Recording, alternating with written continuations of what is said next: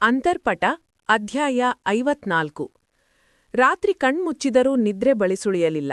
ಗ್ರೀಷ್ಮಳ ವಿಚಾರ ನನ್ನನ್ನು ಯೋಚನೆಗೀಡು ಮಾಡಿತ್ತು. ವಿಭೋದ್ ಹೇಳಿದ್ದು ಸತ್ಯವೇ ಅಥವಾ ದೀಪಕ್ ಹೇಳಿದ್ದು ಸತ್ಯವೇ? ದೀಪಕ್ ಹೇಳಿದ ಪ್ರಕಾರ ಅವಳಿಗೆ ಯಶ್ವಂತ್ ಜೊತೆ ಮದುವೆಯಾಗಿ 5 ವರ್ಷ ಕಳೆದಿದೆ. ವಿಭೋದ್ ಹೇಳುವುದು ಅವಳೊಂದಿಗೆ ಮದುವೆ ನಿಶ್ಚಯವಾಗಿದ್ದು 3 ವರ್ಷದ ಹಿಂದೆ. ಅಂದ್ರೆ ಅವಳು ಮದುವೆಯಾಗಿ ನಂತರ ವಿಭೋದ್ಗೆ ಮೋಸ ಮಾಡಿದಳೆ? ಅನುಕೂಲಸ್ಥ ಗಂಡ ಇರುವಾಗ ಅವಳೇಕೆ ಹಾಗೆ ಮಾಡ್ತಾಳೆ? ಯೋಚಿಸಿದಂತೆಲ್ಲ ತಲೆ ಕೆಟ್ಟು ಹೋಗುತ್ತಿತ್ತು. ಆದ್ರೆ ಅದರಿಂದ ನನಗೇನೂ ಆಗಬೇಕಿಲ್ಲ. ನನ್ನ ಗುರಿಯೇ ಬೇರೆ, ಆ ವಿಭೋದ್ನನ್ನು ನಾಶ ಮಾಡುವುದು. ತಟ್ಟನೆ ಎದ್ದು ಕುಳಿತವಳ ಮನಸ್ಸು ವಿಚಲಿತವಾಗಿತ್ತು. ಹೃದಯದ ತೀರದ ಸಂಕಟಕ್ಕೆ ಮದ್ದಿಲ್ಲದಂತಾಗಿತ್ತು. ಈ ನೋವಿನ ಅರ್ಥವಾದರೂ ಏನು? ಅವನನ್ನು ನಾಶ ಮಾಡಬೇಕೆಂದು ಯೋಚಿಸಿದಾಗಲೆಲ್ಲ ಕಾರಣವಿಲ್ಲದೆ ನಾನೇಕೆ ಹೀಗೆ ಒದ್ದಾಡುತ್ತೇನೆ? ಅತಿರಿಕ್ತ ಭಾವನೆಗಳಿಲ್ಲ, ಹಿತವೆನಿಸುವ ಒಲವಿಲ್ಲ. ಆದರೂ ಈ ತೊಳಲಾಟವೇಕೆ? ನನ್ನ ಮೇಲೆ ನನಗೇ ಸಂದೇಹ ಮೂಡುವಂತಹ ನನ್ನೀ ವರ್ತನೆಗೆ ಕಾರಣವೇನು? ಅವನೆದುರು ನಾನು ಮೈಮರೆಯುವುದೆಂದರೆ ಛೆ, ಮತ್ತೆಂದೂ ಇಂಥ ಮೂರ್ಖತನ ಮಾಡಕೂಡದು. ಅವನಿಂದ ಅಂತರವನ್ನು ಕಾಯ್ದುಕೊಳ್ಳಬೇಕು. ಅವನು ನನ್ನ ಶತ್ರು ಎಂಬುದನ್ನು ಮರೆಯಬಾರದು. ಆದರೆ ನನ್ನೀ ಮೂರ್ಖ ಮನಸ್ಸನ್ನು ಹೇಗೆ ಸಂಭಾಳಿಸಲಿ? ಅವನ ಕಣ್ಣೀರಿಗೆ ಕರಗಿ ಹೋಗುತ್ತದಲ್ಲ. ಅವನ ನೋವನ್ನು ಮಾತ್ರವಲ್ಲ, ಯಾರ ನೋವನ್ನೂ ಸಹಿಸದು ನನ್ನೀ ಮನ. ನನ್ನೀ ದೌರ್ಬಲ್ಯಗಳಿಗೆ ಹೇಗೆ ಸರಪಳಿ ಹಾಕಲಿ? ಭಗವಂತ, ನೀನೇ ನನಗೆ ಸಹಾಯ ಮಾಡು. ಅವನನ್ನು ನನ್ನನ್ನು ಯಾವುದೇ ಕಾರಣಕ್ಕೂ ಹತ್ತಿರವಾಗಿಸಬೇಡ. ದೇವರ ಬಳಿ ಮನವಿಯಿಡುತ್ತಲೇ ನಿದ್ರೆಗೆ ಜಾರಿದೆ. ಮರುದಿನ ಬೇಗನೆ ಎದ್ದು ಹೊರಡಲು ತಯಾರಾಗಿಬಿಟ್ಟಿದ್ದೆ. ಸಿರಿದ್ದು ಒಂದೇ ಹಠ, 2 ದಿನ ಇಲ್ಲೇ ಇರು ಎಂದು. ಅದೇ ಆರೋಹಿ ಗಂಟೆಗೊಮ್ಮೆ ಕರೆ ಮಾಡಿ ಯಾವಾಗ ಬರುತ್ತೀಯಾ ಎಂದು ಕೇಳುತ್ತಿದ್ದಳು.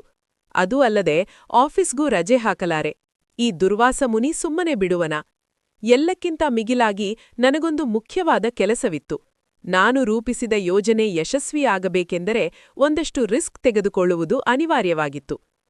ನಾನು ತಯಾರಾಗಿ ಹೊರಬರುವಷ್ಟರಲ್ಲಿ ವಿಭೋದ್ ಸಹ ತನ್ನ ಲಗೇಜ್ ಕಾರ್ ಡಿಕ್ಕಿಯೊಳಗೆ ತುಂಬುತ್ತಾ ಹೊರಡಲು ಸಿದ್ಧನಾಗುತ್ತಿದ್ದ. ಇತ್ತ ಶ್ರೀಗೆ ಕೊನೆ ಕ್ಷಣದಲ್ಲಾದರೂ ನನ್ನ ನಿರ್ಧಾರ ಬದಲಾಗಬಹುದೆಂಬ ನಿರೀಕ್ಷೆ. ಪ್ರಜ್ಞಾ, ಅತಿಯಾಯಿತು ಕಣೆ ನಿಂದು. ಅದೇನು ಅಷ್ಟೊಂದು ಅರ್ಜೆಂಟು? ಇನ್ನೂ 2 ದಿನ ಇಲ್ಲೇ ಇದ್ದು ಹೊರಡಬಹುದಿತ್ತಲ್ಲ. ಅಲ್ಲಿ ಕಿತ್ತುಗುಡ್ಡೆ ಹಾಕುವಂಥದ್ದೇನಿದೆ? ಮೂತಿಯುಬ್ಬಿಸಿ ತಕಾರೆ ಎತ್ತಿದ್ದಳು. ಓಹ್ ಮದ್ವೆ ಹುಡ್ಗಿ, ನೀನು ಮರೆತಂತಿದ. ನಮ್ಮ ಕಂಪನಿಗೆ ಸಿಕ್ಕಿರುವ ಪ್ರಾಜೆಕ್ಟ್ ಕಂಪ್ಲೀಟ್ ಮಾಡುವುದಕ್ಕೆ ನಮ್ಮ ಬಳಿ ಹೆಚ್ಚು ಸಮಯ ಇಲ್ಲ. ನಾನ್ ಹೇಳಿದಾಗ ವಿಭೋದ್ ಪಕ್ಕನೆ ನನ್ನತ್ತ ತಿರುಗಿ ನೋಡಿದ್ದ. ಅವನ ನೋಟದ ಒಳಾರ್ಥವನ್ನು ಅರಿಯಲಾಗಲಿಲ್ಲ. ಸರ್, ನೀವಾದ್ರೂ ಹೇಳಿ ಇವಳಿಗೆ, ಪ್ಲೀಸ್. ಅವನ ಬೆನ್ನಿಗೆ ಬಿದ್ದಳು ಸಿರಿ. ಸಿರಿ, ನಿನ್ನ ಫ್ರೆಂಡ್ ನನ್ನ ಮಾತು ಕೇಳುವಷ್ಟು ದೊಡ್ಡವಳಲ್ಲ. ಅಲ್ಲ, ಅವಳಿಗೆ ನಾನವಳ ಬಾಸ್ ಎನ್ನುವುದು ಬಿಟ್ಟರೆ ಬೇರೇನು ಸಂಬಂಧ? ತನ್ನದೇ ಧಾಟಿಯಲ್ಲಿ ಹೇಳಿಬಿಟ್ಟಿದ್ದನವ. ಈ ರೀತಿಯ ಮಾತುಗಳಿಂದ ನನಗೇನು ಅರ್ಥ ಮಾಡಿಸಲು ಪ್ರಯತ್ನಿಸುತ್ತಿದ್ದಾನೆ? ಅವನು ಹೇಳಿದ್ದು ಅಕ್ಷರಶಃ ಸತ್ಯ. ಅವನು ನನ್ನ ಬಾಸ್ ಎನ್ನುವುದು ಬಿಟ್ಟರೆ ನಮ್ಮ ನಡುವೆ ಮತ್ತೇನು ಸಂಬಂಧವಿಲ್ಲ. ಸರಿ, ಈಗ ಬಿಡುತ್ತೇನೆ. ಮತ್ತೆ ಯಾವಾಗಲಾದರೂ ನೀನು ನಮ್ಮ ಮನೆಗೆ ಬರಬೇಕು. ಆಗ 1 ವಾರವಾದರೂ ನನ್ನ ಜೊತೆ ಇರಲೇಬೇಕು. ಆಜ್ಞೆ ಮಾಡಿಬಿಟ್ಟಳು. ಸರಿ, ಖಂಡಿತ ಇರ್ತೀನಿ. ಒಂದು ಮುಗುಳು ನಗೆಯೊಂದಿಗೆ ಅವಳನ್ನು ಆಲಿಂಗಿಸಿದೆ. ನನ್ನ ಲಗೇಜ್ ತೆಗೆದು ಅವನ ಕಾರಲ್ಲಿಡಲು ಮುಂದಾದವಳನ್ನು ತಕ್ಷಣ ತಡೆದೆ. ಹೇ ಸಿರಿ, ಏನ್ ಮಾಡ್ತಾ ಇದೀಯಾ? ನನ್ನ ಲಗೇಜ್ ಅವರ ಕಾರಲ್ಯಾಕಿಡ್ತಾ ಇದೀಯಾ? ಕಣ್ಣಗಲಿಸಿ ಕೇಳಿದೆ. ಯಾಕೆ ಅಂದ್ರೆ ನೀವಿಬ್ರೂ ಒಟ್ಟಿಗೆ ತಾನೇ ಹೋಗ್ತೀರಾ? ಛೀ, ಇವನ ಜೊತೆ ಹೋಗುವುದಾ? ಸಾಧ್ಯವೇ ಇಲ್ಲ.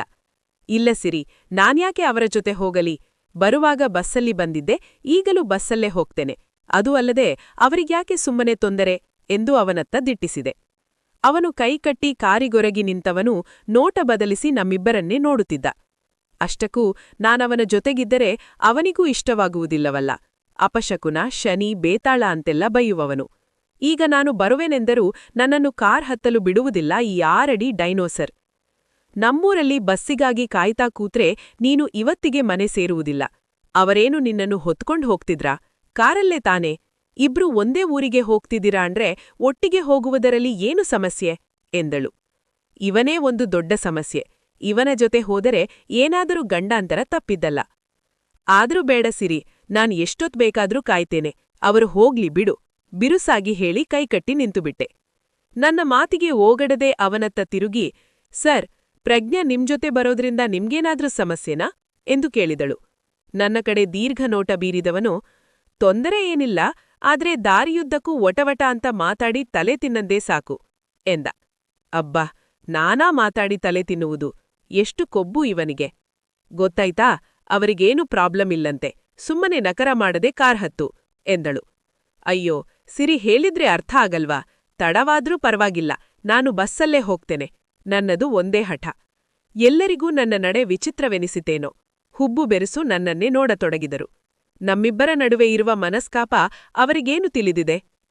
ಪ್ರಜ್ಞಾ, ಯಾಕಮ್ಮ, ಅವರ ಜೊತೆ ಹೋಗೋದಕ್ಕೆ ಏನು ಪ್ರಾಬ್ಲಮ್ಮು? ಒಂಟಿ ಹುಡುಗಿ, ಅಷ್ಟು ದೂರ ಬಸ್ಸಲ್ಲಿ ಹೋಗುವುದು ಬೇಡ.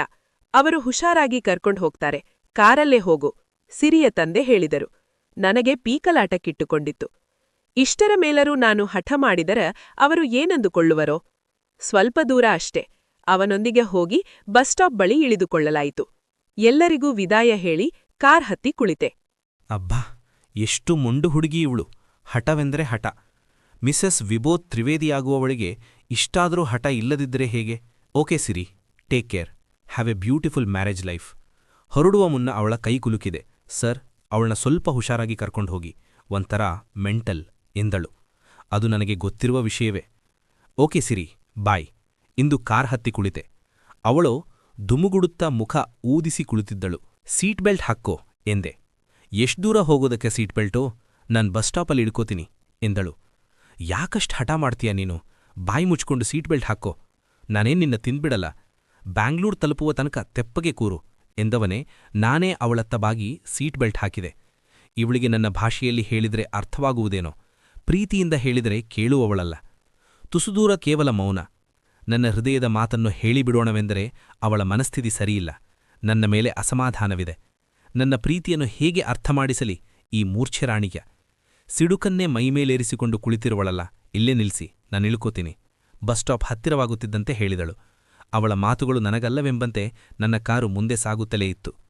ಅಯ್ಯೋ, ಕಿವಿಗೆ ಏನ್ ಹತ್ತಿ ಹಾಕ್ಕೊಂಡಿದ್ದೀರಾ? ನಿಲ್ಸಿ ಅಂದೆ ತಾನೆ ಎಂದು ಜೋರು ಮಾಡಿದಳು. ಕಿರುಚಬೇಡ, ನನಗೂ ಕೇಳಿಸುತ್ತೆ. ಸಿರಿ ಹೇಳಿದ್ದಾಳೆ ನಿನ್ನ ಹುಷಾರಾಗಿ ಬ್ಯಾಂಗ್ಳೂರ್ ತಲುಪಿಸ್ಬೇಕು ಅಂತ. ಬಾಯಿ ಮುಚ್ಕೊಂಡು ಕೂಟ್ಕೋ. ಸಿಟ್ಟಿನಿಂದ ಹೇಳಿ ರಸ್ತೆಯತ್ತ ಗಮನ ಹರಿಸಿದೆ. ಜಾಸ್ತಿ ಒಳ್ಳೆಯವ್ರ ಥರ ಪೋಸ್ ಕೊಡ್ಬೇಡಿ. ಅಲ್ಲ, ನನ್ಮೇಲೆ ನೀವ್ಯಾಕಷ್ಟು ಕೇರ್ ಮಾಡೋದು ಅಂತ. ಕೋಪದಿಂದ ಕೆಂಪಾಗಿ ಬಿಟ್ಟಿತ್ತವಳ ಕೆನ್ನೆ. ಆದರೂ ಮುದ್ದಾಗಿ ಕಾಣುತ್ತಾಳೆ ಕುಳ್ಳಿಡಾನ್. ನನಗೆ ಜ್ವರ ಬಂದಾಗ ನನ್ನ ಜೊತೆಗಿದ್ದು ನನ್ನನ್ನು ಮಡಿಲಲ್ಲಿ ಮಲಗಿಸಿಕೊಂಡು ಊಟ ಮಾಡಿಸಿ ನನ್ನ ಕೇರ್ ತೆಗೆದುಕೊಂಡವರಿಗೋಸ್ಕರ ನಾನಿಷ್ಟೂ ಮಾಡದಿದ್ದರೆ ಹೇಗೆ? ಸಹಜವಾಗಿ ಹೇಳಿದೆ. ಹಲೋ, ಜಾಸ್ತಿ ಫೀಲ್ ಆಗ್ಬೇಡಿ. ನಿಮ್ಮ ಜಾಗದಲ್ಲಿ ಯಾರೇ ಇದ್ದಿದ್ರೂ ನಾನು ಹಾಗೆ ಮಾಡ್ತಿದ್ದೆ, ಅವರ ಕಾಳಜಿ ಮಾಡ್ತಿದ್ದೆ ಎಂದಳು. ಹೌದಾ? ನನ್ನ ಜಾಗದಲ್ಲಿ ಯಾರೇ ಇದ್ದಿದ್ರೂ ಅವರ ಹಣೆಗೆ ಮುತ್ತಿಡುತ್ತೀಯಾ? ನನ್ನ ಪ್ರಶ್ನೆ ಬಾಣದಂತೆ ನುಗ್ಗಿತ್ತು. ಒಂದೇ ಮಾತಿಗೆ ತಬ್ಬಿಬ್ಬಾದಳು. ಅವಳ ಕಣ್ಣಲ್ಲಿ ಕಂಡೂ ಕಾಣದ ಕಳವಳ. ಉತ್ತರಿಸಲಾಗದೆ ಮೌನವಾಗುಳಿದು ಬಿಟ್ಟಳು. ಮೌನಂ ಸಮ್ಮತಿ ಲಕ್ಷಣಮೆಂದು ಭ್ರಮಿಸಲೇ. ಮನದಲ್ಲಿ 1000 ಭಾವಗಳು ಸೆರೆಯಾಗಿದ್ದರೂ ತೋರ್ಪಡಿಸದ ಅವಳ ಮುಂಡುತನಕ್ಕೆ ತಲೆಚಚ್ಚಿಕೊಳ್ಳಲೇ. ಪ್ರಜ್ಞಾ, ನನ್ನೊಂದು ಪ್ರಶ್ನೆಗೆ ಸರಿಯಾಗಿ ಉತ್ತರ ಕೊಡು. ನೀನು ನನ್ನನ್ನು ಯಾಕಷ್ಟು ಹೇಟ್ ಮಾಡುವುದು? ನನ್ಮೇಲೆ ಯಾಕೆ ಕೋಪ? ಅಂಥದ್ದೇನ್ ಮಾಡಿದ್ದೇನೆ ನಾನು? ನನ್ನೊಳಗೆ ಕೊರೆಯುತ್ತಿದ್ದ ಪ್ರಶ್ನೆಯನ್ನು ಅವಳ ಮುಂದಿರಿಸಿದೆ. ಅವಳದು ಮತ್ತದೇ ಮೌನ. ಕೊಂಚವೂ ಕಡಿಮೆಯಾಗದ ಕಣ್ಣಲ್ಲಿನ ತಳಮಳ. ನಿನ್ನನ್ನೇ ಕೇಳುತ್ತಿರುವುದು. ಹೇಳು, ನನ್ನನ್ನು ವೈರಿಯಂತೆ ಕಾಣುತ್ತೀಯಲ್ಲ, ಯಾಕೆ? ಅಂಥ ದೊಡ್ಡ ಅಪರಾಧ ನಾನೇನು ಮಾಡಿದ್ದೇನೆ? ಉತ್ತರಿಸಬೇಕೆಂದು ಅವಳಿಂದ ಉತ್ತರ ಪಡೆಯುವ ಜಿದ್ದಿಗೆ ಬಿದ್ದಿದ್ದೆ. ಯಾಕೆ ಅಂದ್ರೆ ನೀವವತ್ತು ಫಾರ್ಮ್ ಹೌಸ್ನಲ್ಲಿ ಮಾಡಿದ್ದೇನು ಕಡಿಮೆನಾ? ಮೃಗದಂತೆ ವರ್ತಿಸ್ಬಿಟ್ರಿ. ಅದೊಂದು ಕಾರಣ ಸಾಕಲ್ವಾ ನಿಮ್ಮನ್ನ ಹೇಟ್ ಮಾಡೋದಕ್ಕೆ? ಸಿಡಿಲಿನಂತೆ ಬಂದಿತ್ತವಳ ಮಾಟುಗಳು. ಅವಳ ಉತ್ತರ ನನ್ನೆದೆಗೆ ನೇರವಾಗಿ ಇರಿದಿತ್ತು. ಅಂದು ಕೋಪ ನಿಯಂತ್ರಿಸಲಾಗದೆ ಅಮಾನವೀಯವಾಗಿ ನಾ ನಡೆದುಕೊಂಡ ರೀತಿ ಅವಳೊಳಗೆ ದ್ವೇಷದಲೆಯನ್ನು ಎಬ್ಬಿಸಿದೆಯೇ? ಈಟಿಯಿಂದ ಯಾರೋ ದೇಹವನ್ನು ಇಬ್ಬಾಗ ಮಾಡಿದಷ್ಟು ನೋವು, ಹೇಳತೀರದ ಸಂಕಟ. ಒಳಗೊಳಗೆ ಯಾತನೆ ಅನುಭವಿಸುತ್ತಾ ಕಾರು ಚಲಾಯಿಸತೊಡಗಿದೆ. ನನ್ನಂತರಂಗದ ಅಳಲು ಅವಳಿಗೆ ಅರ್ಥವಾಯಿತೋ ಅಥವಾ ಅರ್ಥವಾಗದಂತೆ ನಟಿಸಿದಲ್ಲೋ ನಾನರಿಯದಾದೆ. ಗಿಡಮರಗಳನ್ನು ಹಿಂದಿಕ್ಕಿ ಮುನ್ನುಗ್ಗುತ್ತಿದ್ದ ಕಾರು ಕಾಡು ರಸ್ತೆಯಲ್ಲಿ ಅಚಾನಕ್ ನಿಂತುಬಿಡಿತು. ಅವಳು ಹುಬ್ಬುಗಂಟಿಕ್ಕಿ ನನ್ನನ್ನು ದಿಟ್ಟಿಸಿದಳು. ನಾನು ಬೇಕೆಂದೇ ಕಾರ್ ನಿಲ್ಲಿಸಿದ್ದೇನೆ ಎನ್ನುವಂತೆ. ಹಾಗೆಲ್ಲ ನೋಡ್ಬೇಡ, ನನಗೆ ಇರಿಟೇಟ್ ಆಗುತ್ತೆ ಎಂದೆ. ನೋಡದೆ ಇನ್ನೇನ್ ಮಾಡ್ಬೇಕು? ನನ್ನ ಪಾಡಿಗೆ ನಾನು ಬಸ್ಸಲ್ಲಿ ಹೋಗ್ತಿದ್ದೆ ತಾನೆ. ಕರ್ಕೊಂಡ್ಬಂದು ಈ ಕಾಡು ರಸ್ತೆಯಲ್ಲಿ ನಿಲ್ಲಿಸಿದ್ದಿರಲ್ಲ, ಈಗ ಹೇಗೆ ಹೋಗೋದು? ತನ್ನೆಲ್ಲ ಕೋಪವನ್ನು ನನ್ನ ಮೇಲೆ ಹರಿಬಿಟ್ಟಿದ್ದಳು. ಅಯ್ಯೋ, ನನಗೇನ್ ಕನಸು ಬಿದ್ದಿತ್ತಾ ಕಾರ್ ಕೈ ಕೊಡುತ್ತೆ ಅಂತ? ನಾನ್ ಮೊದಲೇ ಟೆನ್ಷನ್ನಲ್ಲಿದ್ದೀನಿ. ರೇಗಾಡೋದನ್ನ ನಿಲ್ಸು. ನಾನು ಸಿಡುಕಿದೆ. ಈ ಕಾಡಲ್ಲಿ ಯಾವ ಮೆಕ್ಯಾನಿಕ್ ಸಿಗ್ತಾರೆ? ಯಾವುದಾದ್ರೂ ಗಾಡಿ ಬರೋ ತನಕ ವೇಟ್ ಮಾಡಿ ಡ್ರಾಪ್ ತಗೋಬೇಕಷ್ಟೇ. ನಾನಂದ್ಕೊಂಡದ್ದೇ ನಿಜ ಆಯಿತು. ನಿಮ್ ಜೊತೆ ಇದ್ರೆ ಒಂದಲ್ಲ ಒಂದು ಗಂಡಾಂತರ ತಪ್ಪಿದ್ದಲ್ಲ ಎಂದಳು. ಹಾಗಾದ್ರೆ ಗಂಡಾಂತರಗಳ ಜೊತೆ ಬದುಕುವುದನ್ನು ಅಭ್ಯಾಸ ಮಾಡಿಕೊಳ್ಳೆ ಹುಡುಗಿ. ಜೀವನ ಪೂರ್ತಿ ನೀನು ನನ್ನ ಜೊತೆಯೇ ಇರಬೇಕು. ಆ ಉರಿ ಬಿಸಿಲಿನಲ್ಲಿ ನಿಲ್ಲುವುದು ಕಷ್ಟವಾಗಿತ್ತು. ಸೂರ್ಯನ ತಾಪವಲ್ಲದೆ ಅವಳ ಕಣ್ಣೋಟದ ತಾಪವನ್ನು ಸಹಿಸಬೇಕಾಗಿತ್ತಲ್ಲ. ಅರ್ಧ ಸಮಯದ ನಂತರ ದೂರದಲ್ಲಿ ಬರುತ್ತಿದ್ದ ಕಾರೊಂದು ಕಾಣಿಸಿತು. ಕಾರು ಸಮೀಪಿಸುತ್ತಿದ್ದಂತೆ ಕೈಚಾಚಿ ನಿಲ್ಲಿಸಿದಳು. ಕಾರಲ್ಲಿದ್ದವರು ಇಬ್ಬರು ಅಪರಿಚಿತ ವ್ಯಕ್ತಿಗಳು. ನೋಡಲು ಆಗಂತುಕರಂತೆ ಕಾಣಿಸುತ್ತಿದ್ದರು. ಅವರು ಪ್ರಜ್ಞಾಳತ್ತ ಬೀರುತ್ತಿದ್ದ ಅಸಹ್ಯ ನೋಟವೇ ನನಗೆ ಹಿಡಿಸಲಿಲ್ಲ. ನಮ್ಮ ಕಾರ್ ಕೆಟ್ಟು ನಿಂತಿದ, ಪ್ಲೀಸ್ ಸ್ವಲ್ಪ ಹೆಲ್ಪ್ ಮಾಡ್ತೀರಾ? ಪ್ರಜ್ಞಾ ಕೇಳಿದಳು. ಬನ್ನಿ ಮೇಡಮ್, ಕುತ್ಕೊಳ್ಳಿ. ಸ್ವಲ್ಪ ದೂರ ಹೋದ್ರೆ ಮೇನ್ ರೋಡ್ ಸಿಗುತ್ತೆ, ಅಲ್ಲಿ ಮೆಕ್ಯಾನಿಕ್ ಸಿಗ್ತಾರೆ, ಅವರಲ್ಲೊಬ್ಬ ಹೇಳಿದ.